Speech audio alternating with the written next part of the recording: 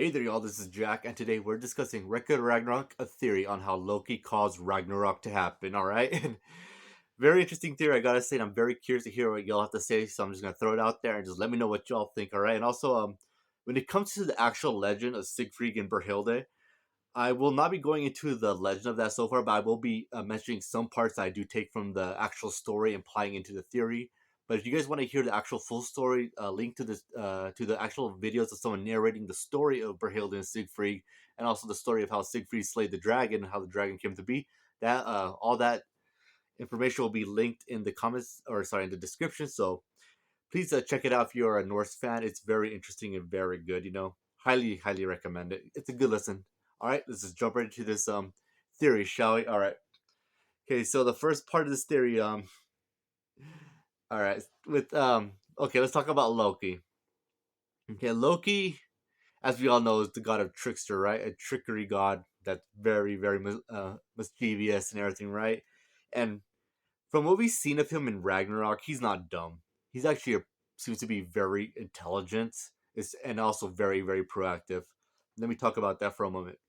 As Loki, as a character, as we first see him, when we first see him, he's kind of pretending to be Thor, tricking Odin's birds.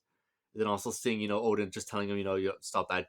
I told you to never take Thor's form, and Loki's like all right okay fine, just messing around. Then he starts saying how much he's looking forward to this event, and how much he's looking forward to seeing the fight, because he to him the gods, it's just gonna be a clean sweep, as we see through what's implied through the gods. All the gods saw it was gonna be a clean sweep through.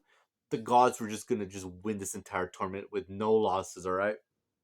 So again, very interesting, because why wouldn't you think that, right? As if you were a god.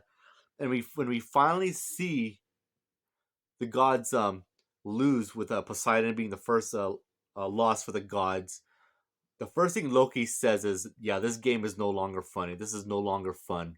Essentially, so yeah, Loki realizes, okay, this is something that's not going to be good here. All right, but okay, maybe that's just a fluke. Then we see Jack versus Hercules.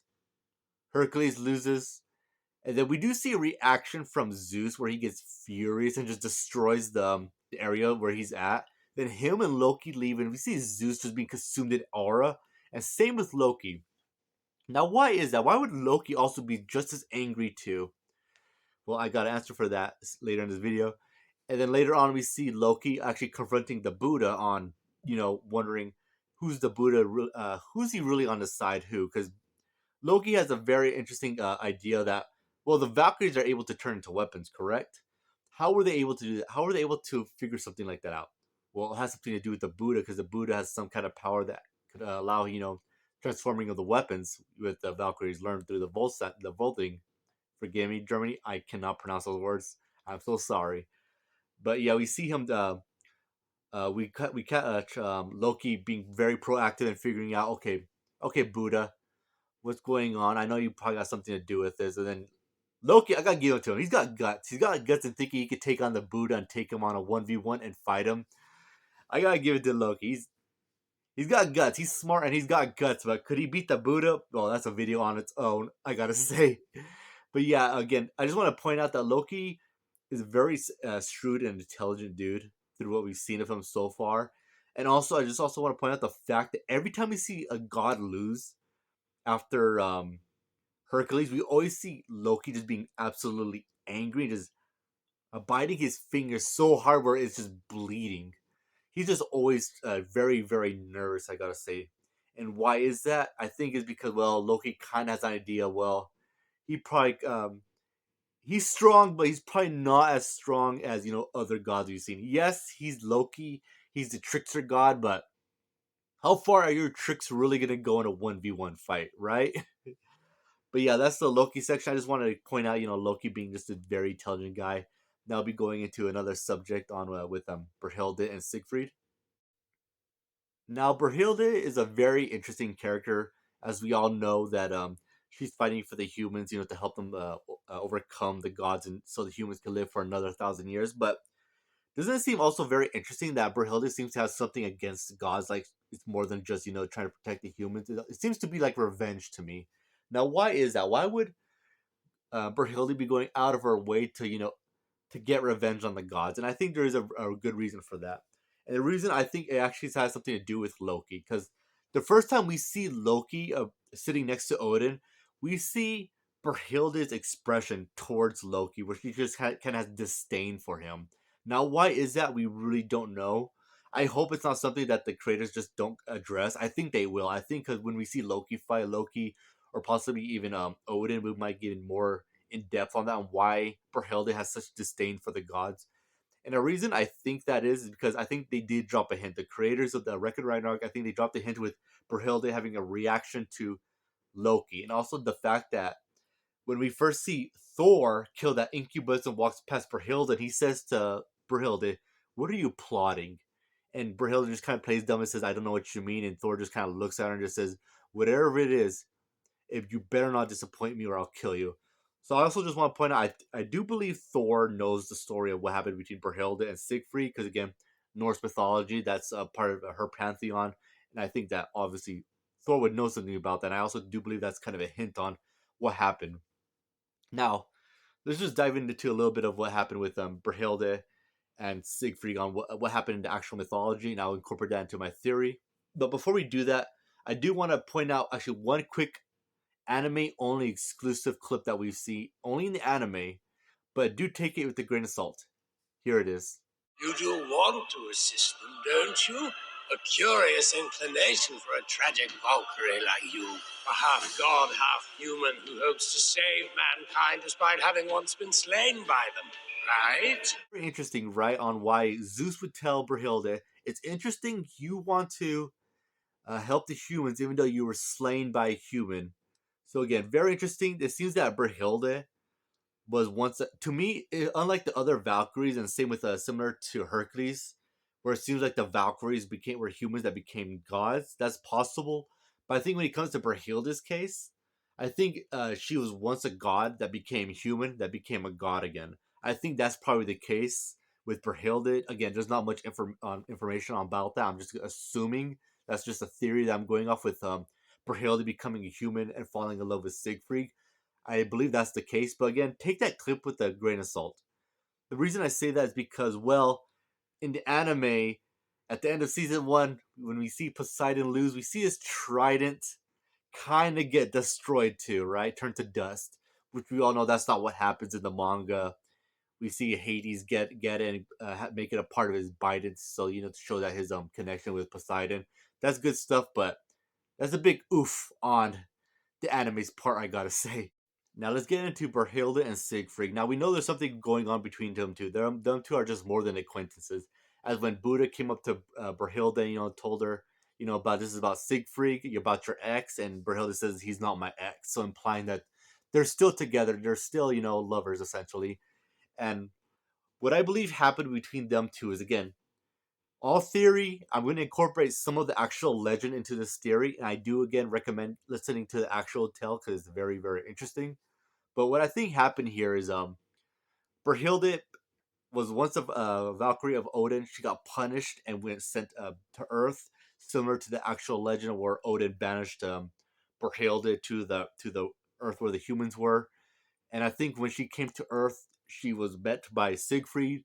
Them two just got along together and became really close with each other. Became fighters with each other, and just essentially just got along. It just became the best of couples. I assume that's what they became. And then later on, for whatever reason, I still don't really know, but I assume just because the actual legend where the dragon came to be that Siegfried came to slew was because of Loki. Loki killed an otter that was from a god that morphed into an otter. Loki killed him, and then the god of that the father of that otter, threatened Odin, Heimdall, and Loki. You gotta repay me back, and then they were like, all right, we will. So again, all that story was caused by Loki, and so I presume that for some whatever reason Loki um, did something to get Brunhilde killed, and whatever that could be, Siegfried obviously took the punishment for it. And what I think happened was Siegfried did get punished, but he got punished for more than likely slaying Brunhilde. Now, how did that happen? again, I'm not sure. It's just a theory that I think something like that happened because I do believe Siegfried did attain godhood through slaying the dragon, and then he became godhood, and that's why when we see him when the jailers talk to him and say, "Who? Hey, you're half god, half human. Who are you rooting for?" And Siegfried saying, "I'm not really sure who I'm rooting for between the humans and gods." That's very interesting for him to say because again, he's human but also half god, and he has no clear allegiance to either side from what we've seen. But he does seem to be genuinely like, I don't really know who I'm rooting for. So I'm assuming is he's probably a human, but he's also attained godhood. But he also may have slain Brunhilde, and whatever the case of whatever circumstances that might have happened, I do believe that Siegfried does embrace like, yeah, I deserve to be punished for that. That's why we see him in prison. We don't see him trying to break out. He's highly locked up. He's just there, saying there, and he's also saying, Brunhilde, I hope you don't, go overboard, because I do believe that he knows Brunhilde is still around. He knows that she more likely went to Valhalla and became a Valkyrie and started Ragnarok. Siegfried more likely knows about that, but he probably doesn't know the real reason. He probably does think that well, she's trying to save the humans, right? Because that's the goals of the Valkyrie is to save the humans, right? And he might not know the whole circumstances of that, right? Because when Siegfried was killed in the actual story, he was killed by Hagen, but we might see Hagen in the story later on. But who might that be? It might be Loki, actually, taking the form of Hagen and setting up Siegfried for whatever reason. And also, we might see I Grimhild. Forgive me, Norse mythology, Germany. I'm probably saying that name incorrectly, but it was a witch that bewitched Siegfried into into cheating on his wife, on Brunhilde, getting angry with him, and then sending Hagen to go kill Siegfried. And then after that, in the actual story, after that happened, Brunhilde figured it out, and then she offed herself off, because of feeling guilt for what she did to Siegfried. I could think of something like that actually happening, but what I think happened is that Loki, again, for what unknown means at the moment, I think Loki set it up Siegfried to get imprisoned, had Brunhilde eliminated, and that's how Brunhilde managed to go back to Valhalla to be able to be the leader of the Valkyries, to be the first sister of the Valkyries. That's what my theory is on that, on what happened between Loki, Siegfried, and Brunhilde. Again, I'm reaching a lot, but I'm just trying to put a bunch of pieces together of a whole puzzle we really don't have completed yet. Now, Buddha knowing about Siegfried, I just want to say that I believe Buddha might have got that information through Brunhilde, through Buddha teaching the Valkyries how to obtain the power to turn into a weapon for the humans evolving. I believe that they more likely made a trade.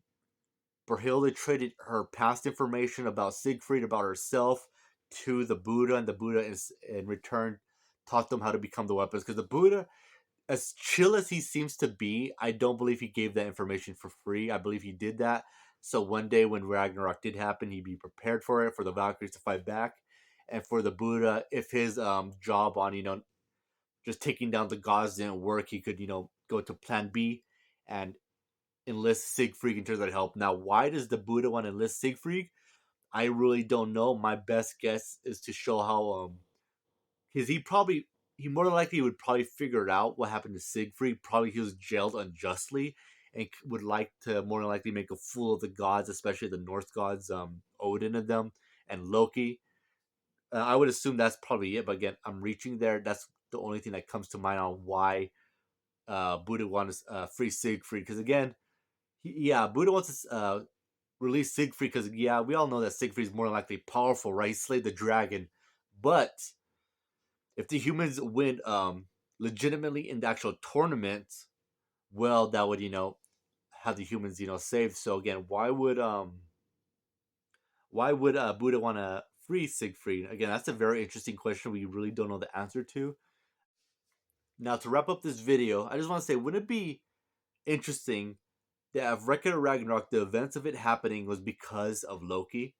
It would be kind of poetic in a certain sense, because in the actual Norse mythology, Ragnarok was caused by Loki's children, causing the Ragnarok to happen, causing the fall of Odin, Heimdall, Thor. Now, would it be interesting if that happened, but instead of Loki's children, it was his mischief actions, his wrongdoings to Brunhilde and the other Norse that he did wrong, like Siegfried and probably other ones that we haven't seen yet in the story. I just find it would be kind of funny and poetic and just kind of bite the gods in the butt because what Loki did caused Ragnarok, just like in actual mythology. So yeah, that concludes my review.